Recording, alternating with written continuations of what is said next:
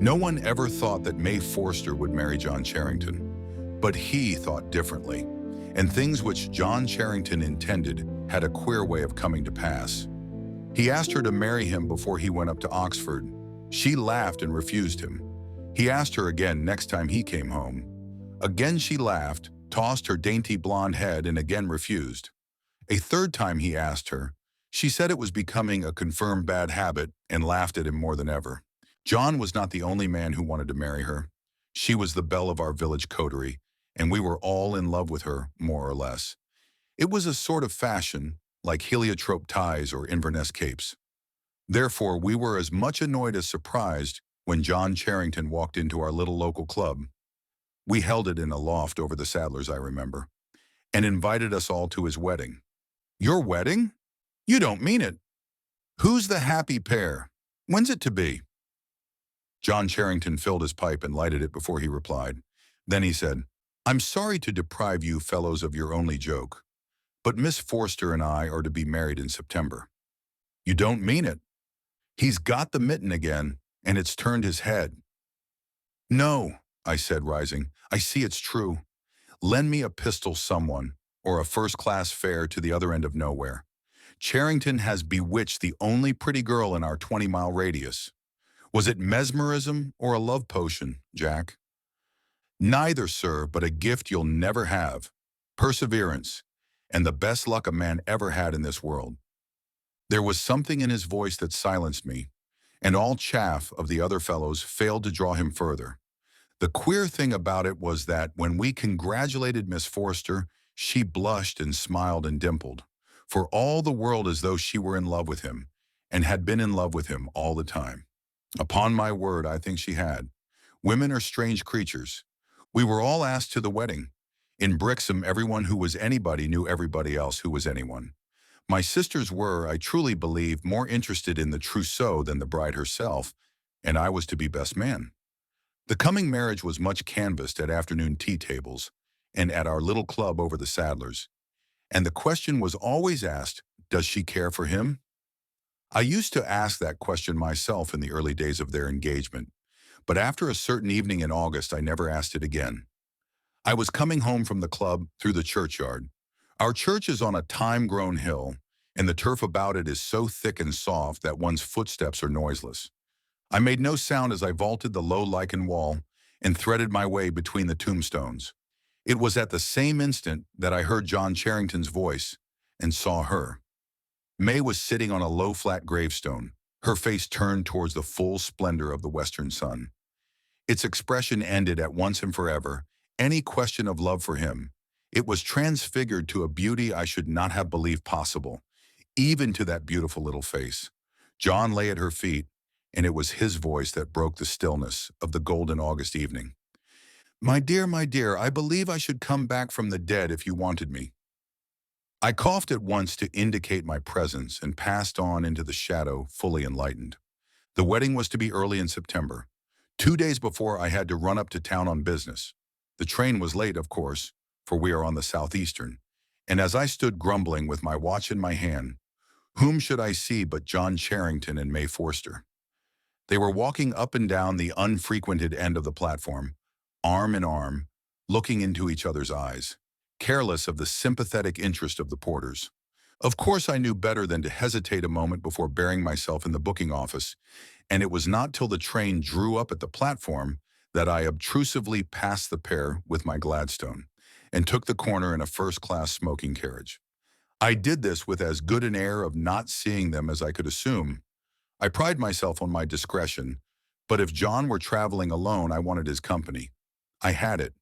"Hello, old man," came his cheery voice as he swung his bag into my carriage. "Here's luck. I was expecting a dull journey." "Where are you off to?" I asked, discretion still bidding me turn my eyes away, though I saw without looking that hers were red-rimmed. "To old Branbridge's," he answered, shutting the door and leaning out for a last word with his sweetheart. "Oh, I wish you wouldn't go, John," she was saying in a low, earnest voice. "I feel certain something will happen. Do you think I should let anything happen to keep me? And the day after tomorrow, our wedding day?" "Don't go," she answered, with a pleading intensity which would have sent my Gladstone onto the platform and me after it. But she wasn't speaking to me. John Charrington was made differently. He rarely changed his opinions, never his resolutions. He only stroked the little ungloved hands that lay on the carriage door. I must, May. The old boy's been awfully good to me, and now he's dying. I must go and see him. But I shall come home in time for... The rest of the parting was lost in a whisper and in the rattling lurch of the starting train. You're sure to come? She spoke as the train moved. Nothing shall keep me, he answered, and we steamed out. After he had seen the last of the little figure on the platform, he leaned back in his corner and kept silence for a minute.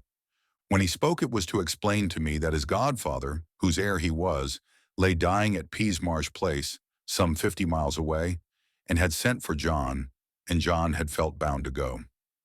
I shall be surely back tomorrow, he said, or if not, the day after, in heaps of time. Thank heaven one hasn't to get up in the middle of the night to get married nowadays. And suppose Mr. Branbridge dies?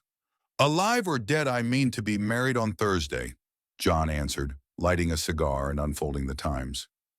At Peasmarsh Station, we said goodbye, and he got out, and I saw him ride off.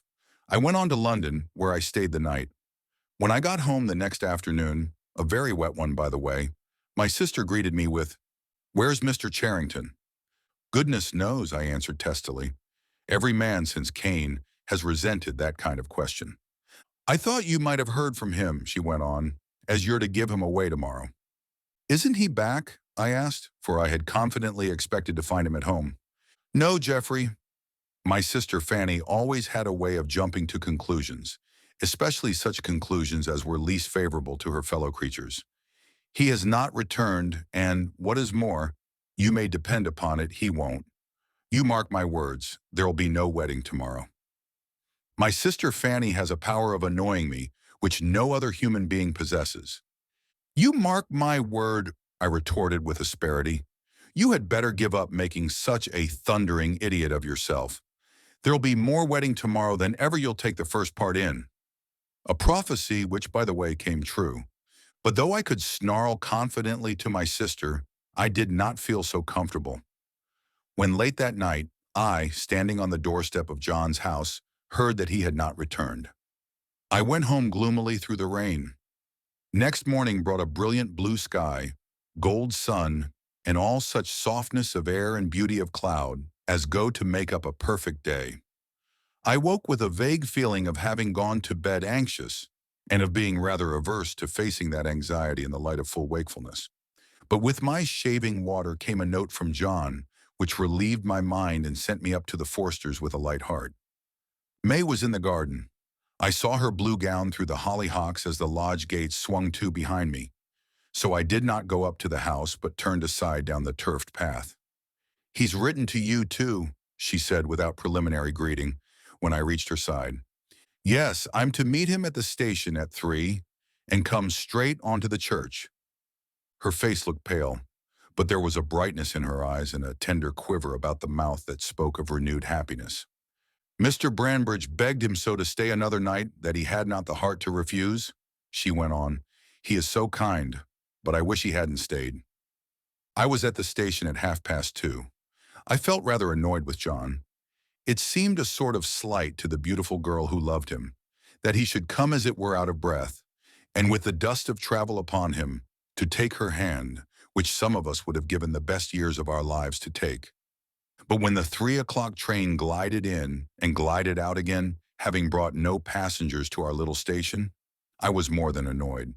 There was no other train for 35 minutes. I calculated that, with much hurry, we might just get to the church in time for the ceremony. But oh, what a fool to miss that first train. What other man could have done it? That 35 minutes seemed a year, as I wandered round the station reading the advertisements and the timetables, and the company's bylaws, and getting more and more angry with John Charrington. This confidence in his own power of getting everything he wanted the minute he wanted it was leading him too far. I hate waiting. Everyone does, but I believe I hate it more than anyone else. The 3:35 was late, of course. Drive to the church, I said, as someone shut the door. Mr. Charrington hasn't come by this train. I ground my pipe between my teeth and stamped with impatience as I watched the signals.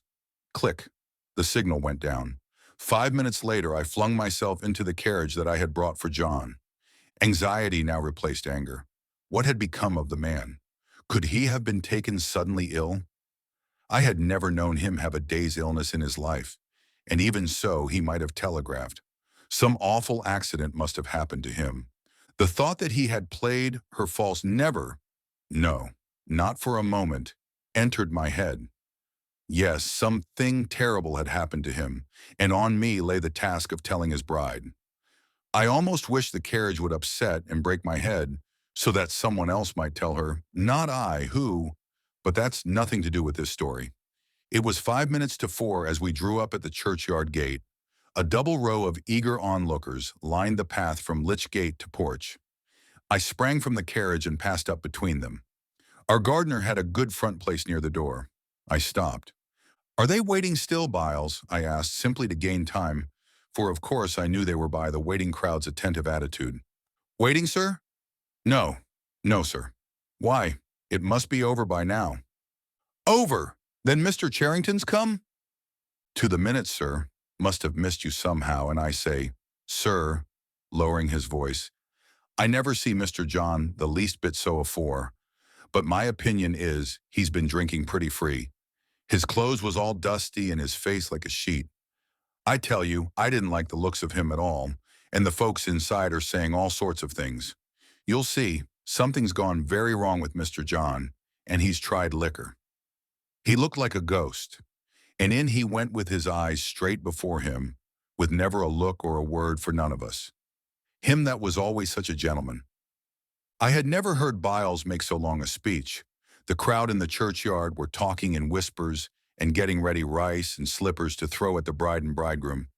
The ringers were ready with their hands on the ropes to ring out the merry peal as the bride and bridegroom should come out. A murmur from the church announced them. Out they came. Biles was right. John Charrington did not look himself. There was dust on his coat, his hair was disarranged. He seemed to have been in some row, for there was a black mark above his eyebrow. He was deathly pale, but his pallor was not greater than that of the bride, who might have been carved in ivory. Dress, veil, orange blossoms, face and all. As they passed out, the ringers stooped. There were 6 of them, and then, on the ears expecting the gay wedding peal, came the slow tolling of the passing bell. A thrill of horror at so foolish a jest from the ringers passed through us all. But the ringers themselves dropped the ropes and fled like rabbits out into the sunlight. The bride shuddered, and gray shadows came about her mouth. But the bridegroom led her on down the path where the people stood with the handfuls of rice. But the handfuls were never thrown, and the wedding bells never rang. In vain the ringers were urged to remedy their mistake. They protested with many whispered expletives that they would see themselves further first. In a hush like the hush in the chamber of death, the bridal pair passed into their carriage, and its door slammed behind them. Then the tongues were loosed. A babble of anger, wonder, conjecture from the guests and the spectators. "If I'd seen his condition, sir," said old Forster to me as we drove off, "I would have stretched him on the floor of the church, sir. By heaven I would, before I'd have let him marry my daughter." Then he put his head out of the window. "Drive like hell," he cried to the coachman.